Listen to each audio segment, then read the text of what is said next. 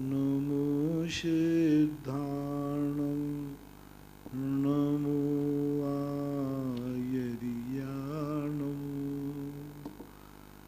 नमो वज्रायाणं नमो लोये सवशाहूणं।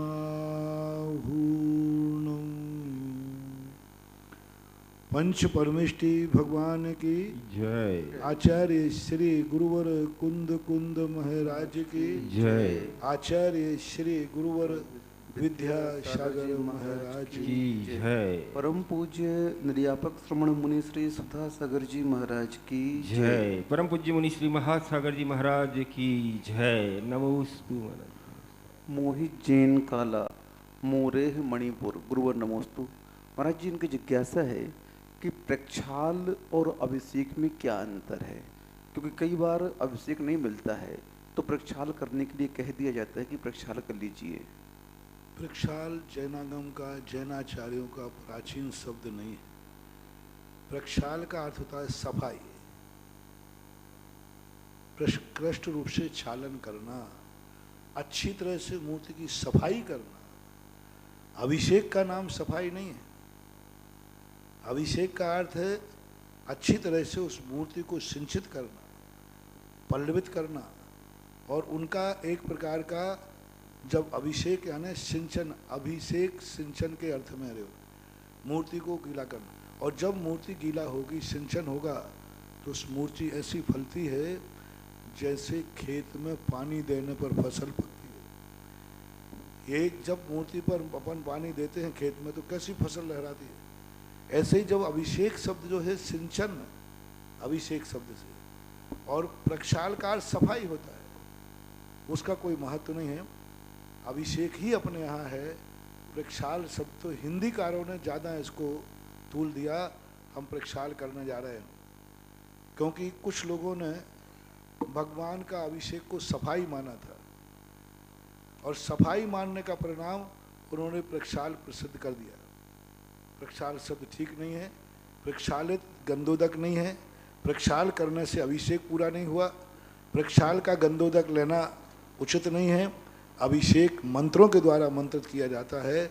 अभिषेक यूँ मानना चाहिए, एक व्यक्ति नहा रहा है और नहाने के बाद टॉवल से पोंछ रहा है। नहाना तो फ्रेश होने के लिए है, टमाना तो पानी को सोखने के लिए किया जाता है, पानी के लिए। इसलिए अभिषेक ही मूल है, प्रक्षाल का कोई स्थान नहीं है। आदि कुमार जैन बंड नागपुर गुरुवर नमोस्तु। महाराज जी, इनकी जिज्ञासा है कि जो उस सर्पणी काल में पंचम काल आएगा तो उस सर्पणी के पंचम काल में किस तीर्थंकर का शासन रहेगा? इन्हीं तीर्थंकर जो अपना जो महावीर स्वामी हैं, जब तक दूसरा तीर्थंकर नहीं होता है तब तक पूर्व तीर्थंकर का ही शासनकाल चलता है, ऐसा सभी आचार्यों ने स्वीकार किया है। तो महावीर स्वामी का ही शासनकाल माना जाएगा जब तक प्रथम तीर्थंकर नहीं होंगे तब तक।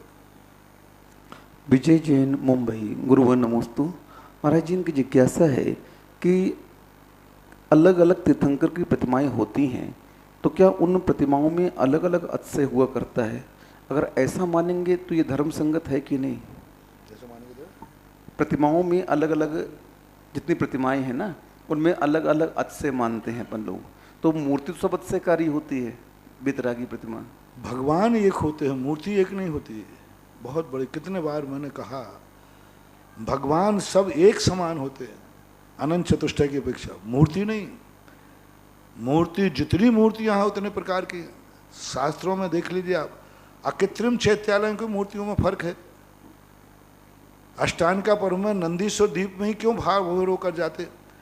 दी से वैसी ही उसी साइज की उसी समान मूर्ति उनके विमान में विद्यमान है, स्वर्गों में विद्यमान है, लेकिन नहीं वहाँ इतना भाव होकर नृत्य नहीं करते जितने उत्साह के साथ नंदीश्वर जाते। पूज्यपाद जिनसेन स्वामी ने महापुराण में ऋषभदेव के मुखारबिंद से बात कहलवाई कि जाओ ऐसी मूर्तियों का अभिषेक करके आओ जो सर्वव्यापी जगत व्यापी हो। हर मूर्ति, क्योंकि मूर्ति भगवान की होती है लेकिन भक्त की भावना से बैठती है। कैसा पत्थर है, कितने अतिशय होते हैं मूर्ति के। वो पत्थर कैसा है, कुछ पत्थर का अतिशय होता है, कुछ शिल्पी का होता है, कुछ बैठाने वाले का होता है, कुछ सूर्य मंत्र देने वाले का होता है, कुछ मूर्ति कहाँ बैठी है मंदिर में उसका भी, स्थान का भी होता है। क्षेत्र का बहुत बड़ा स्थान ऊपर पड़ता है, वही मूर्ति किसी क्षेत्र पर बैठा दी जाए उसका कोई अतिशय नहीं, उसी मूर्ति को किसी अलग क्षेत्र पर उठा दी जाए तो जगत व्यापी हो जाती है। सैकड़ों मंदिरों का मैंने देखा है, कुछ नहीं किया। आप देख लिए जबलपुर में हनुमान ताल में वही आदिनाथ भगवान है जो एक कोने में बैठे हुए थे, बात सामान आज वो ऐसे पूज रहे हैं कि जगत में प्रसिद्ध है। सांगानेर भगवान देख लीजिए, कितने स्थान हैं, कितनी मूर्तियां ऐसी हैं जो स्थान विशेष पर पहुंचने के बाद उनका प्रभाव बढ़ जाता है, स्थान बदल जाए तो प्रभावहीन हो जाता है। तो मूर्तियों में तो हीनादिकता, जितने प्रकार की मूर्तियां हैं उतने प्रकार के भेद हैं। मिलन बहन सुतरवाला सूरत, गुरुवर नमोस्तु। महाराज जी ये पूछ रही हैं कि पंचकल्याणक के व्रत इन्होंने लिए हैं भगवान के, तो एक दिन में 2-2, 3-3, 4-4 कल्याणक भगवान के आते हैं, तो उसमें हम लोग क्या करेंगे? यदि आप सभी पंचकल्याणक एक साथ कर रहे हैं, सभी के पंचकल्याणक एक साथ कर रहे हैं, तो आपका एक दिन में 5 के भी आ जाएं तो आपके 5 के माने जाएंगे। विवेक जैन जावर, गुरुवर नमोस्तु। महाराज जी भगवान महावीर का जीव आसन्न भव्य था क्या? महावीर, भगवान महावीर का जीव, हाँ, आसन्न भव्य इसलिए मान सकते हैं कि एक कोड़ा कोड़ी सागर वश अनंत काल में कोई ज्यादा नहीं कहलाता है। 24 में ही मोक्ष चला गया, इसलिए आसन्न भव्य कह भी सकते हैं। श्रीमती चंदा डॉक्टर मगन जैन आष्टा, गुरुवर नमोस्तु। महाराज जी जैसे ही सम्यक दर्शन से जीव च्युत होता है तो क्या नियम से मिथ्या दृष्टि हो जाता है? सम्यक दर्शन से जैसे ही च्युत होता है, गिरता है, छूटता है सम्यक दर्शन, तो तुरंत मिथ्या दृष्टि हो जाता है? हाँ, क्या तुरंत चीज? सम्यक दर्शन से छूटते ही कुचित कदाचित कोई जीव दूसरे गुण स्थान में जा सकते हैं साधन में, बाकी प्राय तो मिथ्यात्व में पहुँचते पहले समय चूकते ही मिथ्या दृष्टि में पहुँच जाता है, मिथ्या दृष्टि हो जाता है। महाराज छाया उपसमिक संग दर्शन महाराज को, जैसे मुनिराज को सम्यक दर्शन है और ये तो अंतर्मुहूर्त में छूटता रहता है महाराज जी, 6ठे गुण स्थान 7वें गुण स्थान में छाया उपसमिक सम्यक दर्शन जो है इसकी स्थिति अंतर्मुहूर्त की होती है, तो महाराज जी ये तो छूटते रहते हैं सम्यक दर्शन बार बार। अंतर्मुहूर्त ही होता है छाया, किसने कहा? नहीं, उस जघन्य स्थिति उसके अंतर जघन्य काल है, तो जघन्य काल एक जीवन में हजारों बार सम्यक दर्शन हो सकता है। छह उपसम हजारों बार छह उपसम सम्यक दर्शन होता है, कोई बाधा नहीं। उत्कृष्ट काल इसका कुछ अधिक 66 सागर है, 66 सागर काल तक उत्कृष्ट सम्यक दर्शन रह सकता है छह उपसम। जघन्य अंतर्मुहूर्त है, एक अंतर्मुहूर्त में छूट जाए पुनः हो जाए, पुनः छूट जाता है, बार बार भी हो सकता है, हजारों बार हो सकता है। नीलिमा जैन सागर, गुरुवर नमोस्तु। महाराज जी इनकी जिज्ञासा है कि तीर्थंकर भगवान के समूषण में जितने गणधर देव होते हैं, गणधर देव जितने होते हैं भगवान के समूषण में, तो क्या सभी गणधर देव मोक्ष जाते हैं? सभी मोक्ष जाते हैं। राजन जैन मुंबई मेरठ, गुरुवर नमोस्तु। महाराज जी इनकी जिज्ञासा है कि पारिवारिक क्षेत्र में हम लोग बीमा करवाते हैं और बीमा का जो धन होता है मरने के बाद मिलता है, तो महाराज जी बीमा कराना सम्यक दृष्टि साहब को करवाना चाहिए कि नहीं करवाना चाहिए? सामाजिक व्यवस्थाएं हैं, इसमें राग की प्रचुरता तो मानी जाएगी, लेकिन फिर भी मिथ्या दृष्टि नहीं माना जाएगा, क्योंकि सामाजिक अप्रत्याख्यान वर्णी कसाय के कारण से ऐसा वो करता है, तो आगम विरुद्ध नहीं है। क्योंकि हर माता पिता अपने बेटों को जीवन बीमा नहीं सही जमीन लेके डालता है, प्लाट लेके डालता है। अरे भाई प्लाट लेके डाल दो, हमारे बच्चे के काम आएगा। चलो भाई हम वृद्ध हो रहे हैं, बीमार हैं, बच्चे के नाम प्लाट ले लो, इसके कारण से उसकी शादी विवाह हो जाएगा। तो गृहस्थ की भूमिका में इनको हम एकदम निषेध नहीं कर सकते, लेकिन हाँ राग की प्रचुरता जरूर मानी जाएगी, लेकिन मिथ्या दृष्टि नहीं कहना चाहिए। रोहित जैन कुंभराज, गुरुवर नमोस्तु। महाराज जी इनकी जिज्ञासा है कि बहुत सारी प्रतिमाएं खुले में रखी रहती हैं, तो उन खुली हुई प्रतिमाओं में बरसात का पानी आता रहता, गिरता रहता है, और वह पानी हम लोगों के पाँव में लगता है, तो उस बरसात के पानी से जो नमन हो रहा है तो उसे गंधोदक मानेंगे कि नहीं मानेंगे? नहीं नहीं, बिल्कुल नहीं। मंत्र के बिना पड़ा हुआ गंधोदक नहीं होता। जैसे आपने देखा, हम लोग लघु शंका से आते, शौच से आते, पैरों में पानी डालते, वो गंधोदक जमीन में चला जाता है। वही गंधोदक आप चौके में बनाते थाली में, एक बूंद नीचे नहीं गिरने देते। तो जो संकल्प पूर्वक बनाया गया वही गंधोदक है। बरसात का पानी मूर्ति पे से आकर नाली में बह रहा है, बह रहा है। पूरी गंगा नदी भगवान की मूर्ति पे से आ रही है, पूरी गंगा नदी, सिंधु नदी, सीता नदी, स्यूतोदा नदी, इतनी कृत्रिम नदियां हैं, ये पर्वत से लेकर सीधे भगवान के ऊपर गिरती है और भगवान के ऊपर गिरकर हजारों धाराओं में विभाजित हो जाती है और फिर नदी बन के चलती है। वो गंधोदक नहीं है, भगवान की मूर्ति पर से गिर के आई गंगा नदी और सिंधु नदी, लेकिन ये मूर्ति नहीं है, मतलब गंधोदक नहीं है। उसी में लोग नहा रहे हैं, उसी को लोग पी रहे हैं, उसी को पानी सींच रहे हैं। तो ऐसा नहीं मानना चाहिए। संकल्प पूर्वक जब किया जाता है, मैं अब भगवान का गंधोदक बना रहा हूँ, और मंत्र पढ़ करके जो बनाया जाता है वही गंधोदक कहलाता है। श्रीमती प्रियंका महेंद्र जैन, इंदौर। गुरुवर नमोस्तु। महाराज जी, रक्षाबंधन पर्व जो मनाया जाता है, तो ये भाई बहन को राखी बांधते हैं एक दूसरे को, तो इस पर्व में बहुत सारी बच्चियां मायके आएंगी और उनका कहना है महाराज जी ये बीमारियां फैल रही हैं, तो क्या रक्षाबंधन का त्यौहार भाई बहन न मना करके अगर पति पत्नी मना लें, पिता पुत्र बना लें, आपस में एक दूसरे को राखी बांध करके, तो ऐसा नहीं हो सकता क्या? इस त्यौहार को दो रूप में देखना चाहिए। एक धार्मिक दृष्टि से, धार्मिक दृष्टि से सांसारिक राखी का कोई प्रचलन आगम्य नहीं है। ये श्रमण संस्कृति रक्षा का पर्व है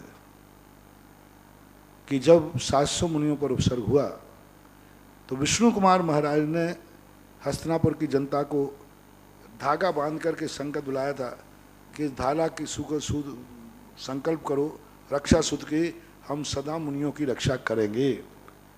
अपने अपने हाथ में राखी बांध कर, रक्षा सूत्र बांध करके संकल्प किया था। इतिहास तो इतना ही है, प्राग इतिहास। अब धीरे धीरे ये त्यौहार लोक व्यवहार का त्यौहार बन गया। तो लोक व्यवहार के दो रूप बने। एक व्यवहार बना भाई बहन का। अब भाई बहन का ये कब से चला, कैसे चला, इसका कोई इतिहास ठोस नहीं। कई लोग द्रौपदी और कृष्ण जी से जोड़ते हैं कि द्रौपदी ने कृष्ण जी को जब चोट लगी तो अपनी साड़ी फाड़ करके और उंगली को बांध दिया था, वहाँ से मानते हैं। कई लोग कहानी उस दिन पेपरों में आती है, फलाना एक भैया था, उसकी बहन नहीं थी, उसका ये था, वो रास्ते में आ रहे थे, उन्होंने बांध दिया, पता नहीं क्या क्या। मतलब कोई ठोस प्रमाण नहीं मिल रहा कि भाई बहन का ठोस इतिहास क्या माना जाए। महाभारत में कहीं ऐसा नहीं लिखा कि आज से रक्षाबंधन का त्यौहार शुरू होगा।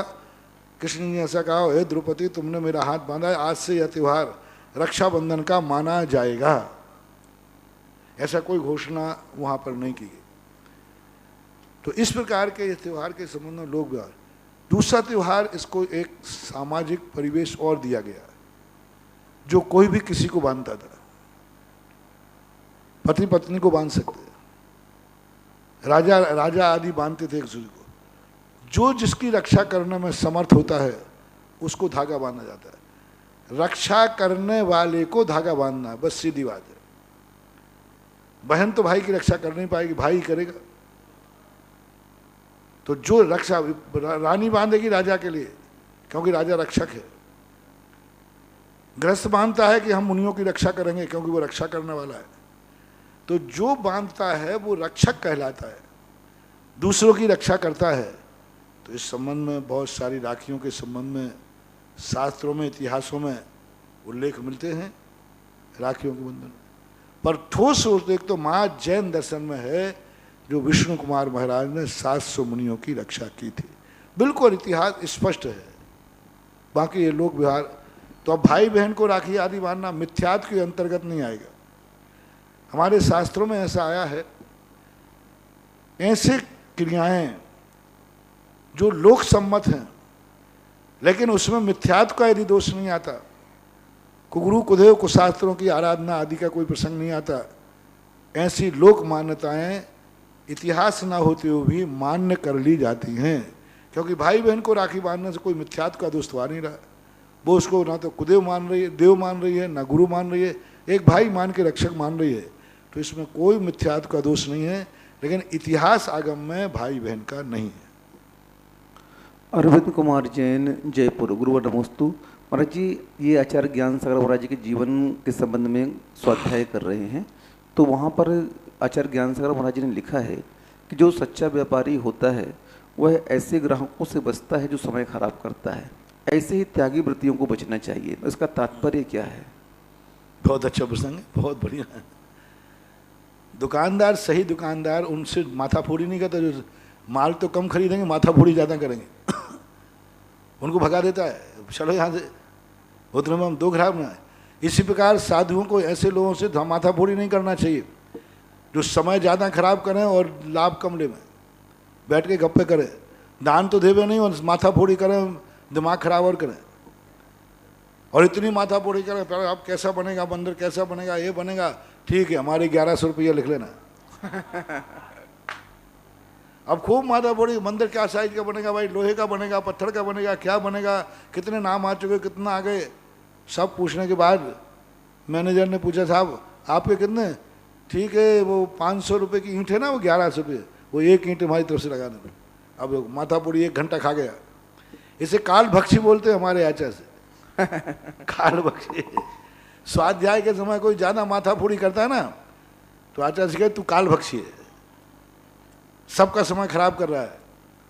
तो साधुओं को, ऐसे लोगों को अपने पास नहीं बैठने देना चाहिए जो समय खराब करते।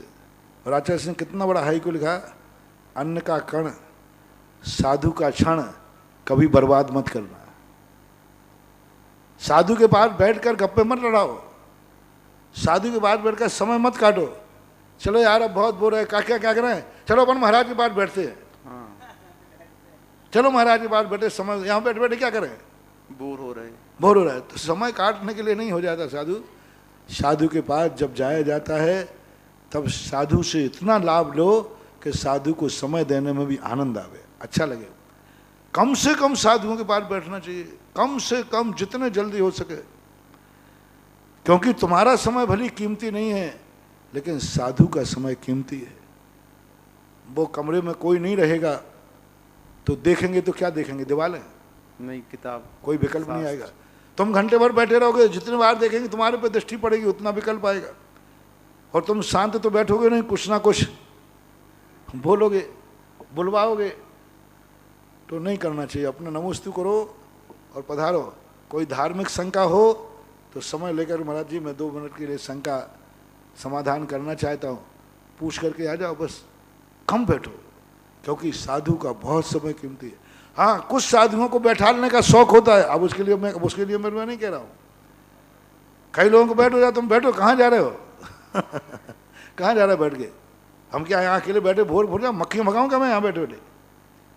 अरे तुम लोग मेरे पास बैठने नहीं आ रहा, मैं यहाँ मक्खियाँ भगाऊँ बैठे बैठे क्या? कुछ 2-4 बार आके बैठ तो जाए करो रे, घंटे 2 घंटे।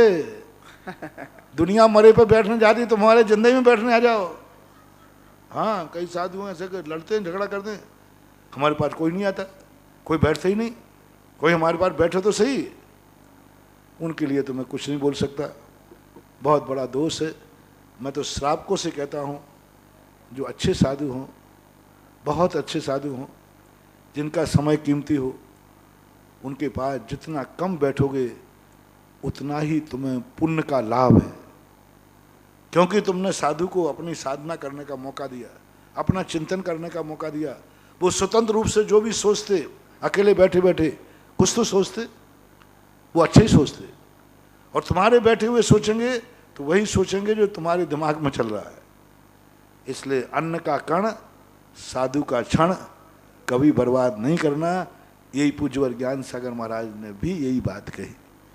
विद्या जैन, बड़ा गांव धसान। गुरुवर नमोस्तु। महाराज जी, इनकी जिज्ञासा है, ये प्राचीन तीर्थ और उसका इतिहास पढ़ रहे हैं किताब, तो उसमें लिखा है कि भरत चक्रवर्ती ने जिन चैत्यालयों को बनाया वहाँ पर, तो उन चैत्यालयों का जीर्णोद्धार आगे जाकर राजा दशरथ ने कराया।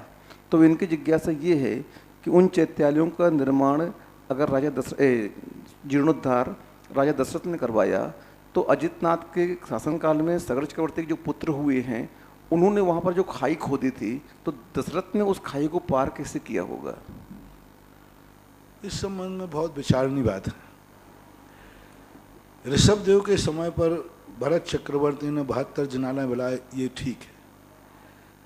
उसके बाद कृत्रिम चैत्यालयों की उम्र कितनी होती है, विचारनीय बात है।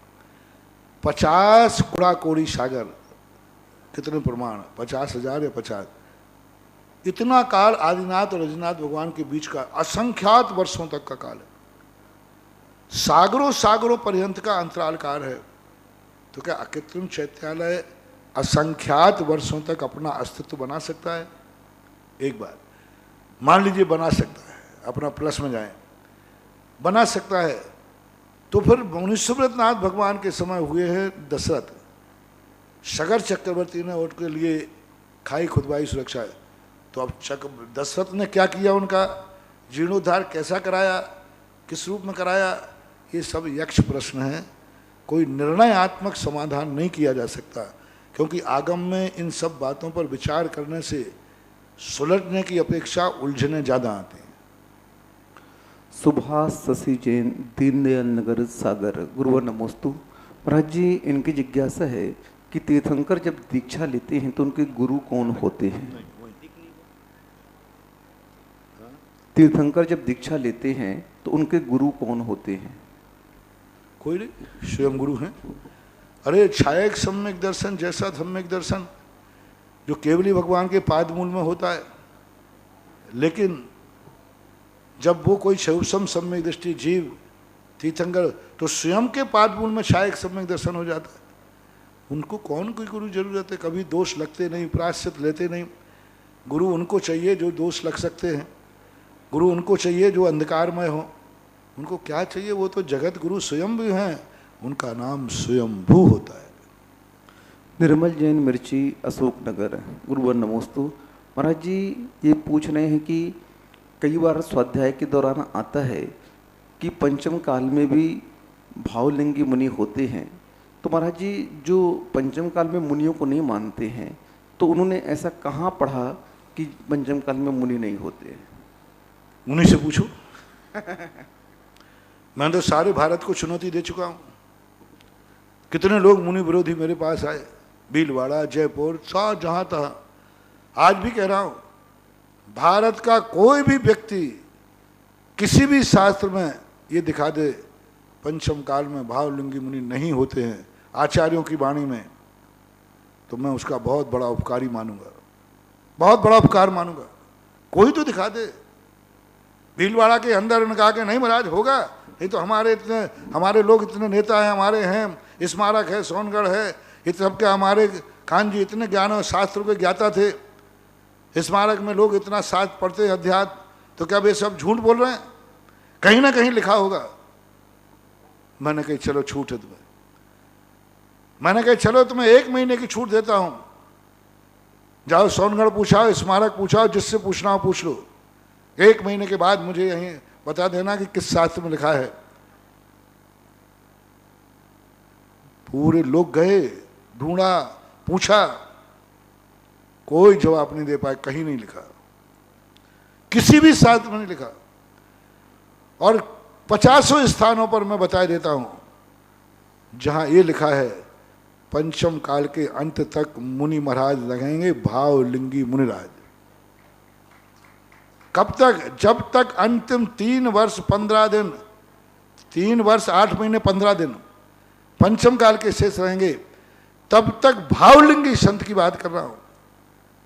भावलिंगी संत इस पृथ्वी पर भगवान महावीर स्वामी के बाद एक दिन भी ऐसा नहीं गया जिस दिन इस पृथ्वी पर भावलिंगी संत ना हो। भारत क्षेत्र पर जो आज वर्तमान में भारत है, एक भी दिन ऐसा नहीं गया जिस दिन भावलिंगी संत इस दुनिया में नहीं रहे हो। 12वीं शताब्दी से 19वीं शताब्दी के बीच में उत्तर भारत में नहीं थे, दक्षिण भारत में थे। पूज्यवर शांति सागर महाराज के पहले एक छोटा सा शांति सागर चरित्र लिखा है, सन 1932 में लिखा गया था। उसका विमोचन हुआ था जब पूज्यवर शांति सागर महाराज का जयपुर में चतुर्मास था। उस समय एक किताब का विमोचन हुआ, वंशीधर जी सोलापुर वालों ने लिखा था। उसमें उन्होंने लिखा शांति सागर से पूछ करके कि एक सिद्ध सागर महाराज थे जो दिगंबर रहते थे, जंगल में रहते थे, राज की सत्ता विपरीत होने से एक मठ में रहते थे, एक मठ। शांति सागर महाराज उन्हें हर हफ्ते में एक दिन हार को आते थे। बैन गंगा नदी थी वहाँ पर, वो इतनी इतनी छाती से ऊपर बहती है, इतने पानी से मुनिराज नहीं निकल सकते। तो जब शांति सागर महाराज गृहस्थ अवस्था में थे, भीम घोड़ा सात घोड़ा अपने कंधे पर बैठाल करके महाराज को वहाँ जैसे ही 7वां दिन होता ये पहुँच जाते, महाराज को कंधे पर बैठालते, नदी पार कराते, आहार करके फिर नदी पार कराते। ये कथन बंशीधर जी ने लिखा शांति सागर महाराज के सामने। और इसकी मूर्ति हमने, मुनि महाराज की ये मूर्ति सांगानेर के अंदर जो 24 बनी हुई है, ऊपर मंदिर ऊपरी मंजिल पर, वहाँ एक खम्भे के ऊपर जब मैंने बंशीधर की किताब में पढ़ा तो वो ही ज्यों का त्यों चित्र मैंने एक खम्भे पर खुदवाया कि शांति सागर महाराज दिगंबर मुनिराज को अपने कंधे पर बैठाल करके ले जा रहे हैं नदी पार करके। मैंने कहा इस चित्र को अमर कर दो। और ये शांति सागर महाराज के समय की घटना है। तो उस समय भी हाँ, पुलाक बकुश कुशील निर्गम था स्नात का दोष जरूर लगने लगे थे, क्योंकि राज की सत्ता के कारण, मजबूरी के कारण दोष लगते थे, लेकिन वे अपने वहाँ पर मठ में दिगंबर ही रहते थे। तो ऐसी स्थिति में आगम झूठा नहीं हो सकता। कुंद कुंद भगवान कह रहे हैं, और ये जरूर निश्चित मानना, जो ये कहते हैं पंचम काल में सच्चे मुनि नहीं होते हैं, वे कुंद कुंद विद्रोही हैं, कुंद कुंद विद्रोही हैं। और उनके लिए कुंद कुंद भगवान खुद कहते हैं मिथ्या दृष्टि सहज उपन्नम रूपम दट्टूणम जो न मन्ने मत्सर्रे सो संजम परिवन्नो मिच्छा इट्टी हवई जीवो। जो यथाजात मुद्रा को देख करके मात्सर्य भाव करते हैं, नहीं मान न मानते सो मिथ्या दृष्टि, वह नियम से मिथ्या दृष्टि है। पंचम काल में जो ये कहता है कि मुनि महाराज नहीं होते हैं, कुंद कुंद उसको घोषणा कर रहे हैं, आंख बंद के करो कि ये मिथ्या दृष्टि ही है, अनंत संसारी है।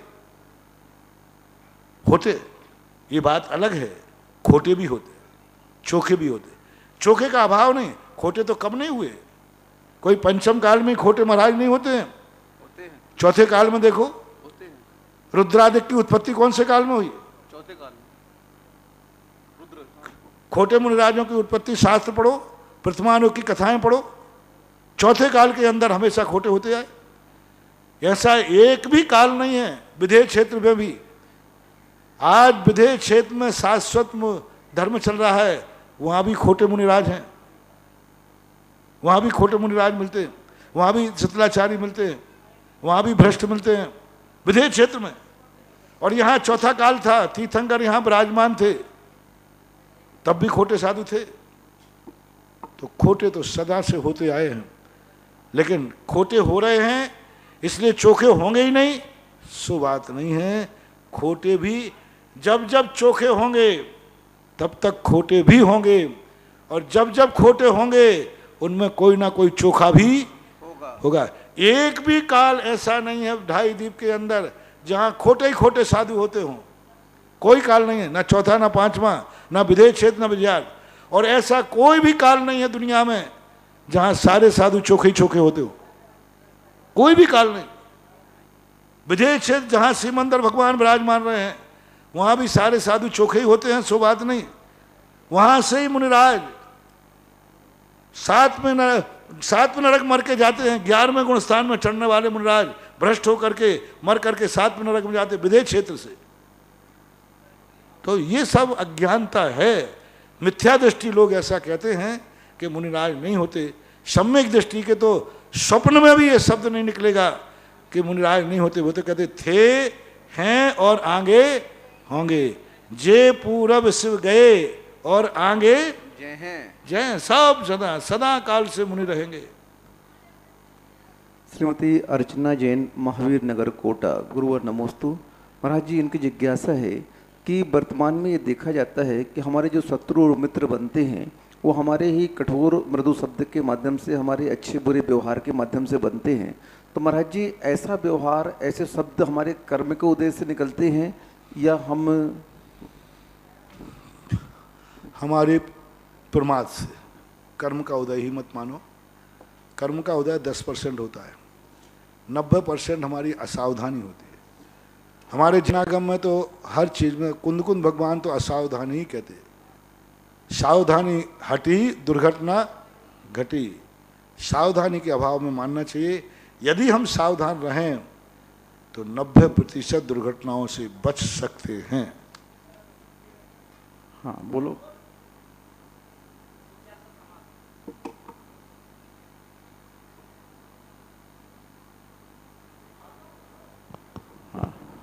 जिज्ञासा समाधान के सीधे प्रसारण में देश दुनिया के जो भक्तगण परम पूज्य आध्यात्मिक संत तीर्थोद्धारक मुनि पुंगव सुधा सागर जी महाराज से अपनी जिज्ञासाओं का समाधान चाहते हैं, आइए हम सब मिलकर पूज्य गुरुदेव के चरणों में नमोस्तु अर्पित करें। पूज्य गुरुदेव की पावन प्रेरणा पाकर चंद्रोदय तीर्थ चांदखेड़ी में जो असीमकालीन भक्तांबर विधान चल रहा है, उसके लिए एक नाम श्री राजमल जी सराफ, शकुंतला जी, अभय जी, स्वाति जी की माया जैन दादावाड़ी कोटा की ओर से आया है। एक नाम श्रीमती सुमित्रा देवी धर्मपत्नी स्वर्गीय श्री महावीर प्रसाद जी छावड़ा, डॉक्टर राजेश जी, निर्मल जी, कमल जी, अनिल जी छावड़ा राणौली वाले सूरत की ओर से आया है। एक नाम अशोकनगर से शीतल जैन, कुमारी धृति जैन, उमेश, मोनिका, सची जैन सिंगई परिवार अशोकनगर की ओर से आया है। एक नाम शीतल जैन कनाडा, जय कुमार अरुण, शीला जैन पाटनी मुंबई की ओर से आया है। एक नाम शादी की सालगिरह के उपलक्ष्य में श्री प्रभात कुमार जी संध्या समकित मधुर समैया ललितपुर परिवार की ओर से आया है। एक नाम श्री निहाल चंद जी, स्वरूप चंद जी, सचिन, शुभम, अर्चना, प्रियंका, कस्तूरीबाई ललितपुर। आपने चंद्रोदय तीर्थ चांदखेड़ी के लिए व तपोदय तीर्थ बिजौलिया में जो असीमकालीन भक्तांबर विधान चल रहा है, उसके दोनों स्थानों के लिए आपने स्वीकृति प्रदान की है। महानुभाव परम पूज्य मुनि पुंगव सुधा सागर जी महाराज के आशीर्वाद से असीमकालीन भक्तांबर श्री तपोदय तीर्थ बिजौलिया में भगवान पार्श्वनाथ स्वामी के समक्ष अभी नहीं, और साथ ही चंद्रोदय तीर्थ चांदखेड़ी में प्रतिदिन हो रहा है। महानुभाव जिन्हें अपने नाम देना हो वे हमारी स्क्रीन पर जो नंबर चल रहे हैं उन पर अपने नाम दे सकते हैं। 51,000 रुपए की राशि के साथ आपके नाम आजीवन आपके परिवार की ओर से विधान होगा और आपको प्रतिवर्ष एक दिन सारी सुविधाओं के साथ यहाँ रहने का शुभ अवसर मिलेगा। साथ ही चांदी का नंद्यावर्त सिक्का आपको प्रतिवर्ष निःशुल्क रूप से प्रदान किया जाएगा। महानुभाव साथ ही जो भक्ति कलश स्थापित कराना चाहते हैं वह भी यह सौभाग्य ले सकते हैं। 1,11,000 रुपए की राशि के साथ आज भक्ति कलश स्थापित करने का सौभाग्य हमारे छावड़ा परिवार ने दूसरा काम अच्छा लिए प्राप्त किया है, श्री कमल जी ने प्राप्त किया है।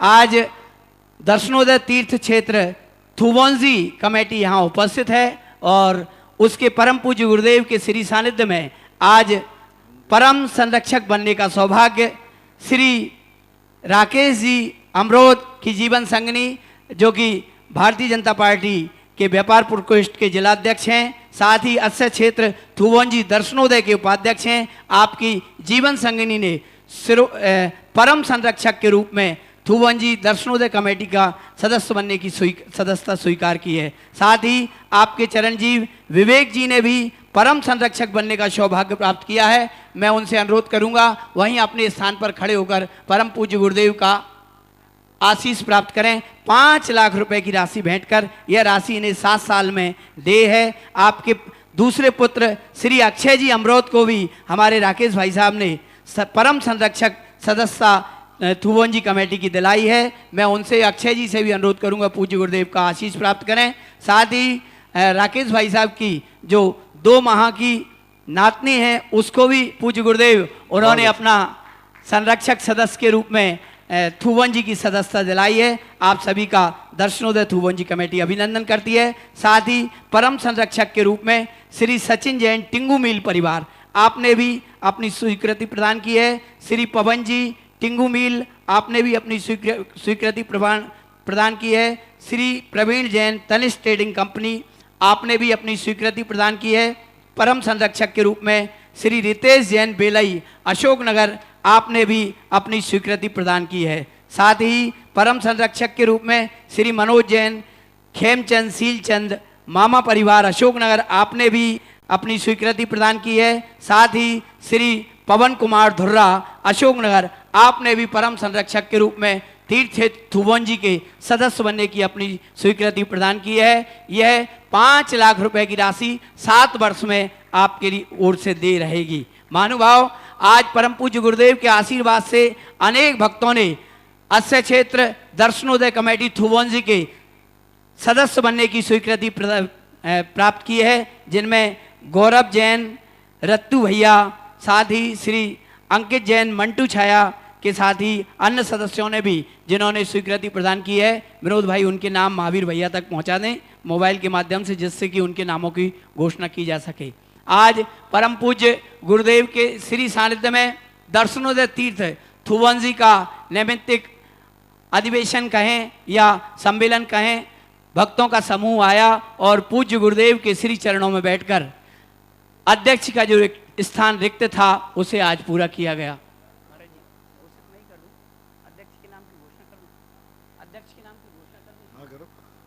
और पूज्य गुरुदेव के पास पूरी दर्शनोदय थुबोंजी कमेटी और अनेक सदस्य व अशोकनगर, मुंगौली, पिपरई के भक्तों का समूह भी आज पूज्य गुरुदेव के श्री चरणों में बैठा था। कमेटी की ओर से उपाध्यक्ष श्री गिरीश जी अथाईखेड़ा, उपाध्यक्ष श्री राकेश जी अमरोद, उपाध्यक्ष धर्मेंद्र जी रोकड़िया, महामंत्री विपिन सिंघई, सौरभ बांजल कोषाध्यक्ष, मंत्री विनोद जी मोदी, मंत्री राजेंद्र जी हलवाई, मंत्री प्रदीप जी रानी, ऑडिटर राजीव जी चंदेरी, प्रचार मंत्री विजय धुरा, मीडिया प्रभारी अरविंद जैन पत्रिका के साथ ही कार्यकारिणी के समस्त सदस्य व मध्यांचल तीर्थ क्षेत्र कमेटी के महामंत्री श्री अरविंद जी मक्कू, राकेश जी कांसल, राकेश जी लाला जी की विशेष उपस्थिति में तमाम सदस्यों ने जो नवीन अध्यक्ष का वहाँ पूज्य गुरुदेव के आशीर्वाद और उनके सानिध्य में चयन किया, वो है श्री अशोक जैन टिंगू मील परिवार।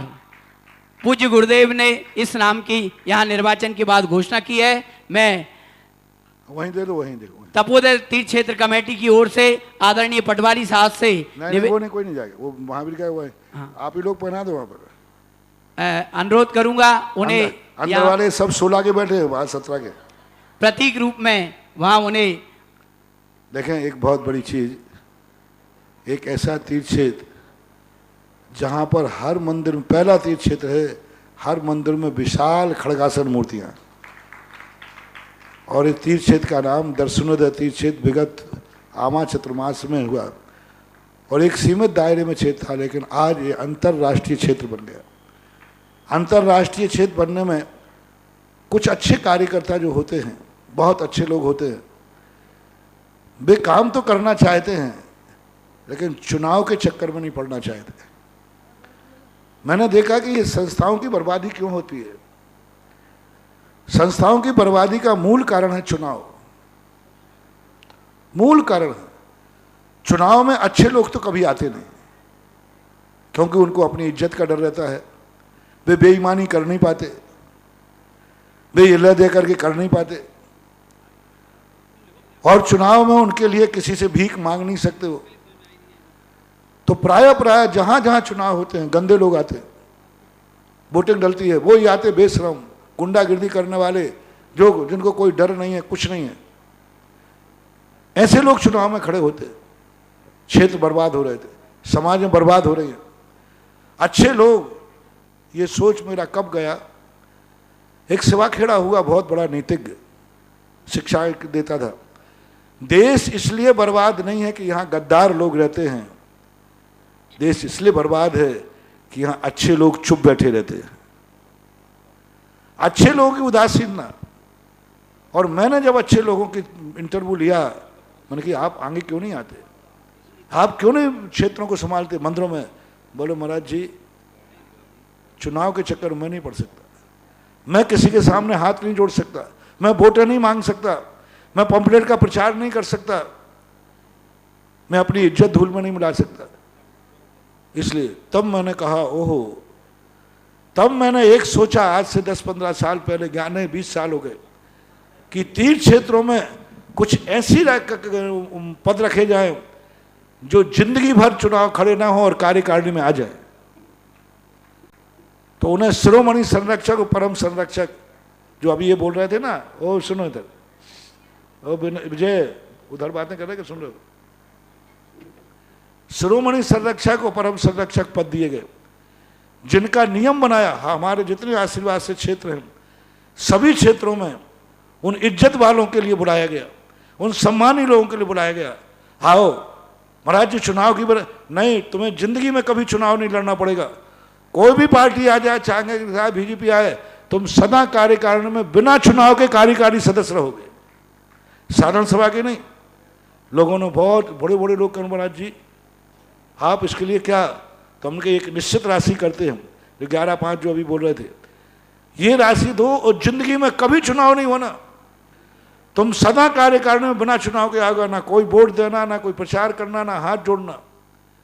तो जो इज्जत वाले लोग हैं, सम्मानी लोग हैं, पैसा भी जिनके पास है, 3 चीजें, इज्जत है, सम्मान है, पैसा भी है, उन लोगों के लिए कहा तुम 11 वाले थोबन जी में, सर्वोदय में, सारे भारत के लोग सुनो, खास तौर से अशोकनगर जिला सुने, पूरे जिले से कहना, और खास तौर से अशोकनगर सुने। जय हो। जितने अशोकनगर जिले में, अशोकनगर में या बाहर जो थोबन जी क्षेत्र से श्रद्धा रखते हैं, वे अपना सम्मानीय पद चयन करें। लगन ट्रस्ट में जरूर आवे, क्षेत्र में जरूर कमेटी में आवे, शिरोमणि परम संरक्षक बनो। तुम्हारी महिलाओं के लिए कोई चुनाव में खड़े होने के, कैसे चुनाव में खड़े हो, कौन चुनाव में वोट मांगने जाए? महिलाएं स्वाभिमान के साथ शिरोमणि संरक्षक बने, वे सदा कार्यकारिणी में आगे बैठने की पात्र रहेंगे। इसलिए सम्मानीय, इज्जत वाले और पैसे वाले जो हैं, जितने पैसे वाले, जितने सम्मानीय लोग अशोकनगर में रहते हैं, सबको शिरोमणि परम संरक्षक बनना ही है। दर्शनोदय तीर्थ क्षेत्र थुवन जी का। जय हो। मुगावली है, बाद में पिपरई है, और भी जो चंदेरी मदेरी सब जो कुछ भी आते साड़ौरा वगैरह सब के लिए करना है। घर घर अभियान चलाओ, लेकिन जो पैसे नहीं हैं, कमजोर वर्ग है, उनको लाने के लिए क्या तरीका? तो ये 7 साल वाला, यानी अशोकनगर में कम से कम 2000 घर होंगे, 2000 घर में कम से कम अशोकनगर में 1008 संरक्षक ट्रस्टी बनना ही चाहिए। क्योंकि तुम्हारे ये सबसे बड़ा थूबंदी क्षेत्र जो है, बड़ी समाज होने के नाते अशोकनगर की सबसे बड़ी जिम्मेवारी है, बहुत बड़ी समाज है। ललितपुर के बाद जैसे देवगढ़ सिरोंजी है, दोनों 2-3 क्षेत्रों को ललितपुर समाज संभाल रही है, ऐसे ही अशोकनगर को बड़ी समाज होने के नाते थूबन जी से कम अशोकनगर के 1000 हर व्यक्ति को मेरा ट्रैक्टिव ऑर्डर, क्योंकि अशोकनगर में मेरी अच्छी चुवन्नी चलती है। जय हो। बड़े विश्वसनीय पात्र हैं, बड़ा विश्वास करते हैं, यहाँ से जो कह देते हैं वो उनको पत्थर की लकीर होती है। तो सभी अशोकनगर के वासियों से मेरा अपने भक्तों से कहना है कि हर घर में मीटिंग करके जैसे बने तैसे दर्शनोदय तीर्थ क्षेत्र थूबन जी का ट्रस्टी जरूर बनना है। 7 साल में देना, कोई एक दिन में थोड़ी देना। और बनते ही पता नहीं तुम्हारी क्या हैसियत हो जाए कि आज संरक्षक का आशीर्वाद लो और बनते बनते परम संरक्षक में बदल जाओ। हाँ, कई लोग बदल गए, जो संरक्षक बने थे वे परम संरक्षक बन गए। आज हिम्मत हो गई, पहले हिम्मत नहीं थी इतनी, क्योंकि उनको कभी चुनाव की परिस्थिति लड़ना नहीं पड़ेगी, कौन चुनाव में करो। तो ये कार्य बहुत बड़ा कार्य, सुदर्शनोदय तीर्थ क्षेत्र में दर्शनोदय की स्थापना हुई थी, यूं मानो नाम की स्थापना, क्षेत्र तो पुरानी है, और ऐसा कार्य हो। और आज दूसरा चुनाव टिंगू के समय होगा। और एक बात मैंने कहा था कि वहाँ सहस्रकूट जिनालय बनाने की बात आई थी, तो हमने इनसे कहा था कम से कम 400 से 500 मूर्तियाँ कर लेना, फिर मैं आशीर्वाद दूंगा। आज लगभग पूरी समाज ने कहा हमने 400 मूर्तियों की घोषणा कर ली है। इसलिए दर्शनोदय थूबन जी क्षेत्र में सहस्रकूट कीर्ति स्तंभ का मैं आशीर्वाद देता हूं। जय हो। मुनि पुंगव सुधा सागर जी महाराज की जय। अब अशोकनगर भारत के लिए तो है ही, अशोकनगर के लिए सबके लिए है, तुम्हारा निकटवर्ती क्षेत्र है, हर अशोकनगर के व्यक्ति को जो कमाने वाले हैं, कम से कम उस तीर्थ क्षेत्र पर एक मूर्ति बैठाल के मरना है। और जब तक नहीं बैठा लो, भगवान से कहते हैं भगवान मुझे मारना मत, अभी मूर्ति बैठाना है। यमराज से भी कह देना, क्योंकि शास्त्रों में आता है, बहुत बार मैंने सोचा ये बात कि शास्त्रों में आता है कि एक मूर्ति बैठाल के मरना चाहिए। अब कैसे बैठा लें गरीब लोग बेचारे, मूर्तियां तो लाखों करोड़ों में बैठती हैं। नारेली के अंदर सन 1997 की लगभग बात है, सन आगे पीछे, एक किशनगढ़ के प्रिंसिपल थे केडी जैन के ओम जी। बड़ी बड़ी घोषणाएं वहां हो रही थी, बड़ी बड़ी घोषणाएं।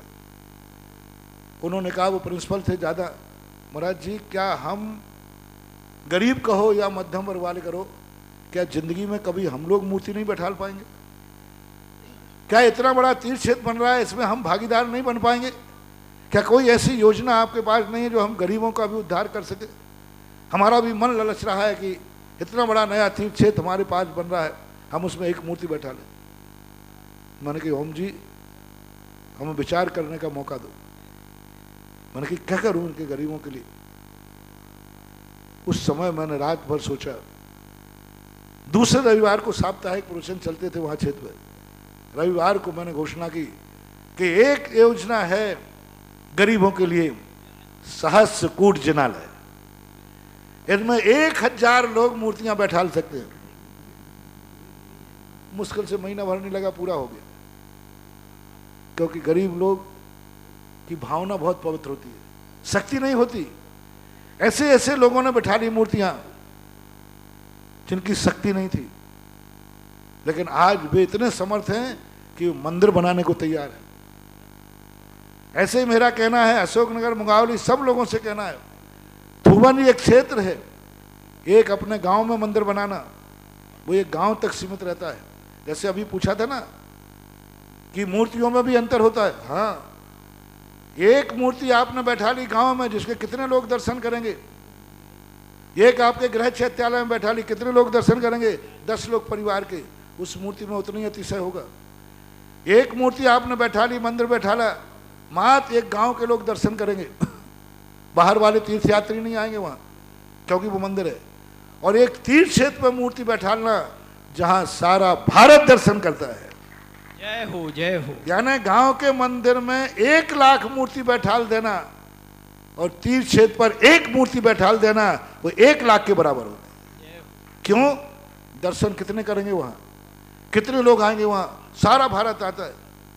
मूर्ति बैठा, दान का महत्व ये नहीं कि तुमने कितना दान दिया, दान का महत्व ये है कि दान का उपयोग कितना हुआ, कितने लोगों ने लाभ लिया उसका, उससे फल मिलता है। तुमने कितना दिया इससे कोई लेना देना नहीं, जिसको दिया है उसने क्या किया, उससे कितना उपयोग किया, कितने लोगों ने दर्शन किए गए।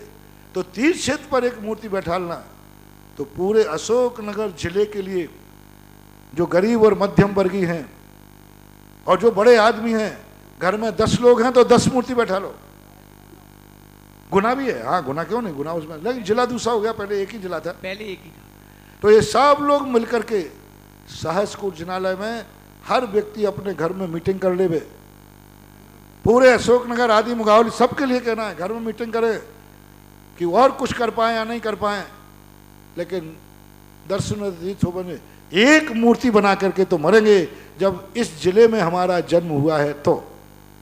और भारत वाले तो बैठालते ही हैं, भारत वाले तो जगह जगह बैठाल रहे हैं। और 40 मूर्तियां वो बैठेंगे उस सहस्त्र में जो कम से कम 51 फुट ऊंची, 51 इंच ऊंची होगी, 4.25 की। 10 मंजिल का बनेगा वो मंदिर, और हर मंजिल में 4 बड़ी मूर्ति और 108 मूर्तियां जो सामान्य है, 100 मूर्तियां वो बैठेंगी। ऐसा आज पहला कीर्ति स्तंभ बना है आज दुनिया में, 12वीं शताब्दी में बना था चित्तौड़गढ़ के अंदर, और दुनिया में दिगंबर जैनियों के नहीं बना। दूसरा कीर्ति स्तंभ अभी सबसे पहले इस शताब्दी का पहला कीर्ति स्तंभ ललितपुर समाज में बन के तैयार हो चुका है। इनको देखना है, ललितपुर में देखे, इस युग में भी कीर्ति स्तंभ बनता है। जब चित्तौड़ का कीर्ति स्तंभ देखते थे लोग, ऐसा भी बनता है क्या? लेकिन आज भी ललितपुर समाज का सबसे पहले बन के, भारत में क्या विश्व में पहला कीर्ति स्तंभ सबसे पहले बन के तैयार हुआ, तो ललितपुर से समाज ने बना के तैयार कर ही दिया, पूरा हो गया। मूर्तियां लग रही हैं वहां पर। तो ऐसी स्थिति को दर्शनोदय तीर्थ भुवन क्षेत्र के लिए आज यहीं से नई कमेटी बनी। बहुत अच्छा भाव अरविंद जी के भाई अशोक जी, उनका बेटा, इतने पवित्र भाव उनके हैं।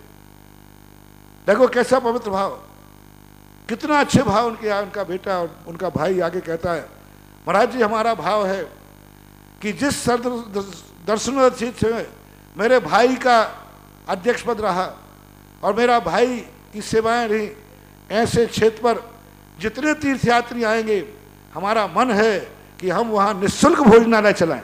जय हो। निःशुल्क भोजनालय चलाने का भाव था। मैंने उनको कहा अच्छी तरह विचार करो, अगली बार विचार करेंगे। अभी उन्होंने तो नमोस्तु कर लिया, लेकिन मैंने रोक दिया। मैंने कहा इस पर अच्छी तरह विचार करो, भोजनालय भवन पर विचार करो और उस पर करो।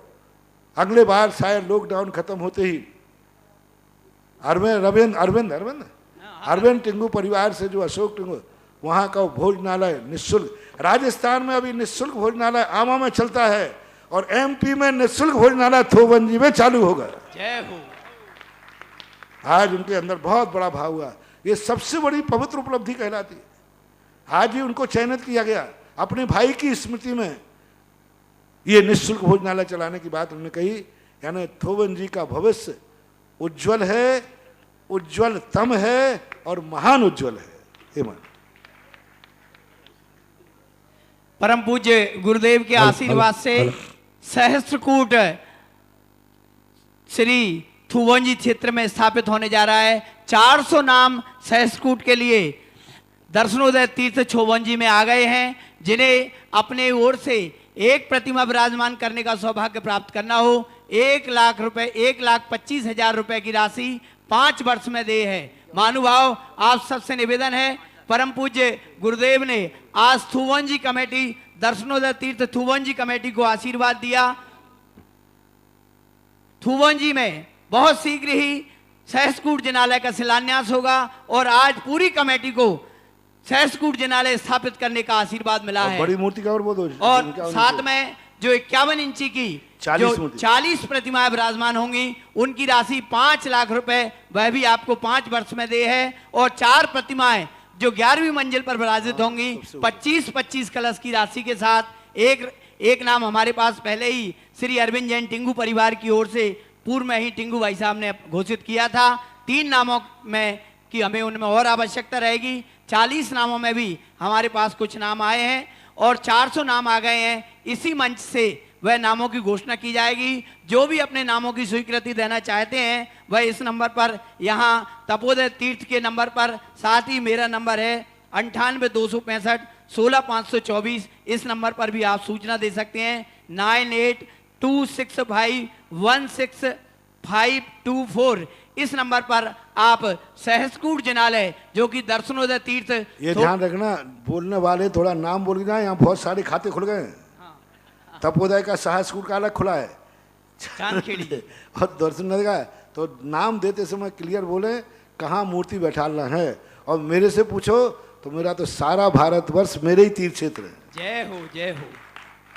तो दर्शनोदय तीर्थ पर जिन्हें सहस्त्रकूट में अपने नाम देना है, पूज्य गुरुदेव ने विशेष प्रेरणा दी है। अशोकनगर जिला, गुना जिले में यह पहला कीर्ति स्तंभ होगा। गुरुदेव के आशीर्वाद से आप अपने नामों की हमें स्वीकृति भेजें, जिससे क्या है, जब तक विजय धुर्रा यहाँ है तब तक भेज दो, इस माइक से घोषणा हो जाएगी। ये चला जाएगा फिर यहाँ से घोषणा होना मुश्किल हो जाएगी, क्योंकि फिर दूसरे पे माइक पहुँचते दूसरा जाने। अभी तो ये दादागिरी करके कर लेगा काम।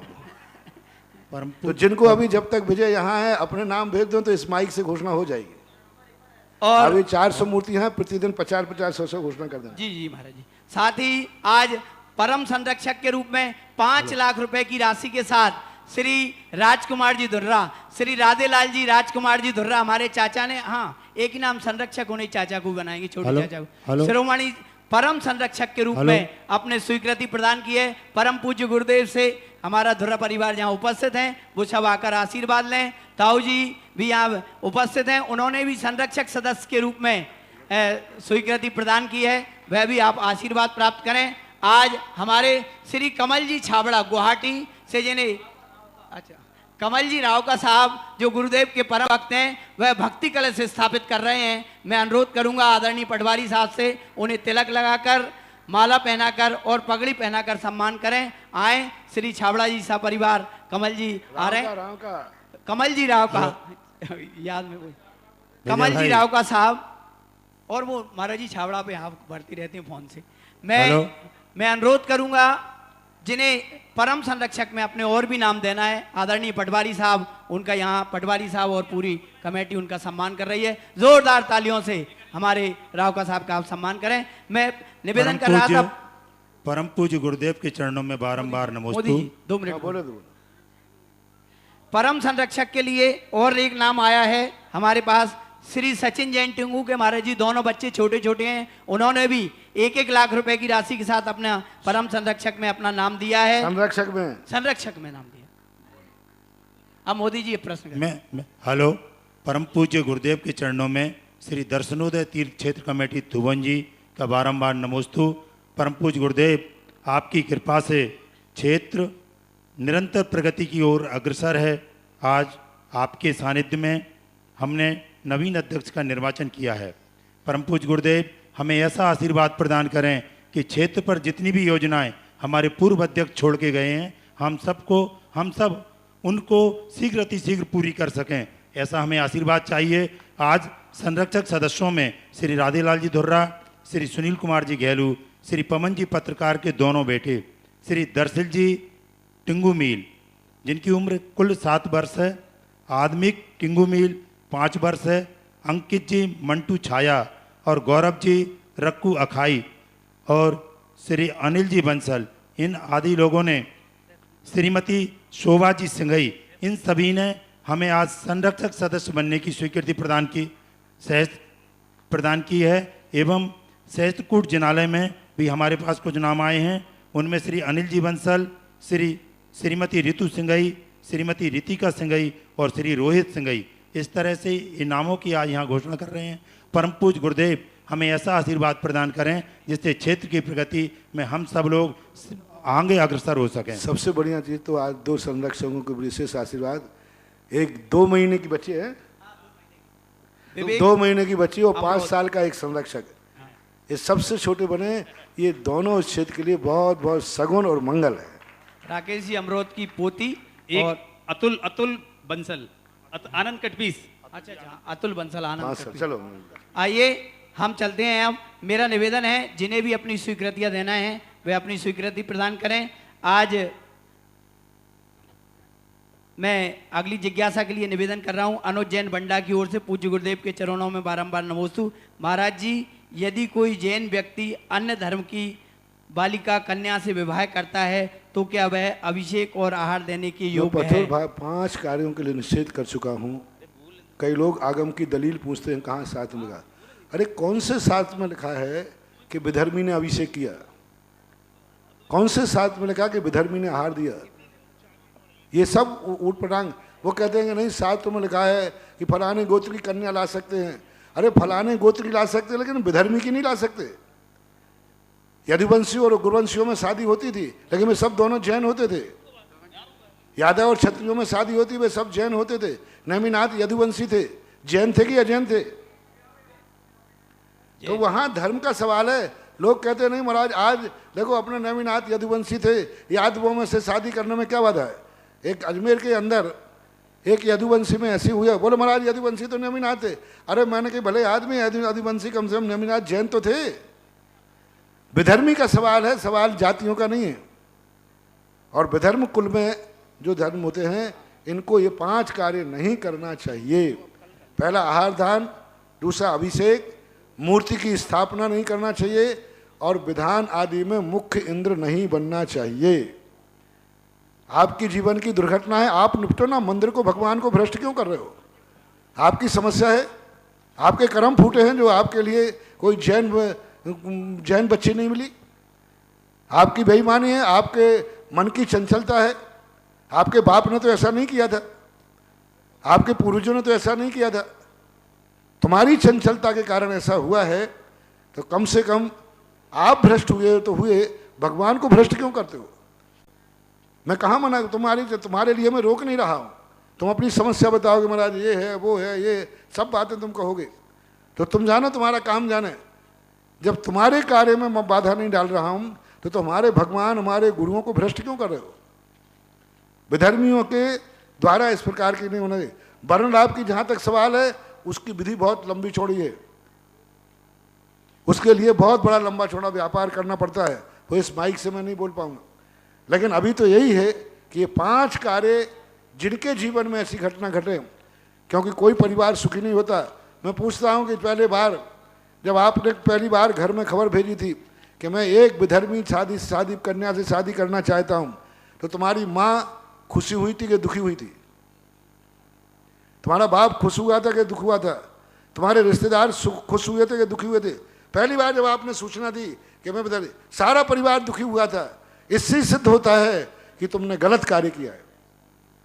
पहली बार आप सूचना दी होगी जब आपके परिवार को पता चला होगा कि आप एक विधर्मी कन्या से शादी करना चाहते हो, सारे परिवार में मातम छाया गया होगा। माँ बाप ने अपने कर्मों को धिक्कारा होगा। उन सब का धिक्कारना बता रहा है कि आपने गलत किया। बाद में आपने धमकी देकर, मजबूरी बता करके और माँ बाप को अपने पक्ष में कर लिया। ये दादागिरी, गुंडागिर्दी है, ये दुर्योधन नीति है। जैसे दुर्योधन अपने पिता को धमकी देकर बस में करता था, ऐसे ये लैला मजनू आजकल अपने माँ बाप को दुर्योधन बन के धमकी देते हैं और अपने पक्ष में कर करके और फिर दादागिरी दिखाते। चलो तुम्हारी मर्जी, तुम जो करना हो तो करो, लेकिन ये 5 कार्य समाज को नहीं करने देना चाहिए। अब आहार, अभिषेक, मूर्ति की विराजमान करना और पंच कल्याणक में मुख्य पात्र बनना, 4 हो गए। इस प्रकार के कार्य नहीं करना चाहिए आप अपने, अन्यथा समाज धीरे धीरे भ्रष्ट हो जाएगी। कुछ तो दंड मिलना चाहिए। यदि दंड नहीं मिलेगा तो ये ग्राफ जो अभी 10%, 5% पर चल रहा है, ये सीधा 50% पर पहुंच जाएगा। इसलिए नहीं करना चाहिए, नहीं करना चाहिए, नहीं करना चाहिए। अब कोई गुंडागिरी दादागिरी से करता है तो गुंडों के लिए कोई रास्ता नहीं होता है, पर उनको कर्म सजा देगा। सबसे अच्छा मैं हमेशा कहता हूं, यदि आप आहार देने के लिए आ रहे हैं, अभिषेक करने आ रहे हैं और रास्ते में किसी दुर्घटना में आप छू गए, तो आपको आहार देने में पुण्य लगेगा कि नहीं देने में? नहीं देने में पुण्य है। इसी प्रकार आप जिंदगी में ऐसी दुर्घटना आपके जीवन में घट गई तो आपका अभिषेक नहीं करने में पुण्य है, आहार नहीं देने में पुण्य है। ये सोचना दुर्भाग्य से मेरे जीवन में अशुद्धि आ गई तो नहीं देने में पुण्य है। ऐसी घटनाएं जिनके जीवन में घट जाती हैं, यदि वो अभिषेक नहीं कर रहे हैं तो महान पुण्य है, और अभिषेक कर रहे हैं तो जीवन में ऐसे दिन आ जा सकते हैं कि शायद वो अभिषेक करने लायक ही ना बचे। ऐसे लोग यदि आहार देने के लिए गुंडागिर्दी करते हैं तो ऐसा जीवन में दुख आ जाए कि वे आहार देने लायक ही नहीं रहे। इसलिए इनको नियमों का पालन करो और अपने पाप का यही दंड है, यही प्रायश्चित है। इससे तुम्हें एक फायदा होगा, यदि तुमने इस भाव में अपना प्रायश्चित मान लिया कि आज मेरे जीवन में ऐसी गलत कार्य हो गया और मैं अभिषेक और आहार दान आदि नहीं करूंगा, तो ये प्रायश्चित हो गया।